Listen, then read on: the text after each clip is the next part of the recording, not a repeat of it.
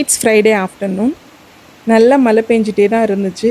ஸ்கூல்லாம் லீவ் விட்டாங்க. Next week வரைக்குமே மழை இருக்குன்னு சொல்லியிருக்காங்க. ஸோ பசங்கள்லாம் வீட்டில் தான் இருக்காங்க. இன்றைக்கி லஞ்சுக்கு உருண்டை குழம்பு தான் ரெடி பண்ணியிருந்தேன். நான் ஒரு வித்தியாசமாக இந்த உருண்டை குழம்பு பண்ணுவேன். மீன் குழம்பு ஸ்டைலில் இருக்கும். ரொம்ப ரொம்ப நல்லாயிருக்கும்.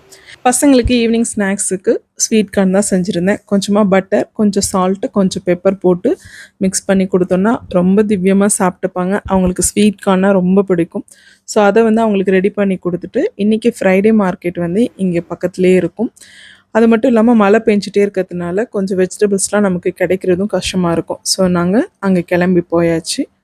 இந்த மழையில் நமக்கு நடக்கவே முடியல. இவங்களுக்கெல்லாம் ரொம்ப கஷ்டம். இந்த வெஜிடபிள்ஸ்லாம் விற்றா தான் அவங்களுக்கு, இல்லைனா எல்லாமே வேஸ்ட்டாக போகும். இங்கே சீசனில் ஆப்பிள்லாம் ரொம்ப கம்மியாக இருக்கும். 30 ருபீஸ்க்குலாம் நமக்கு கிடைக்கும்.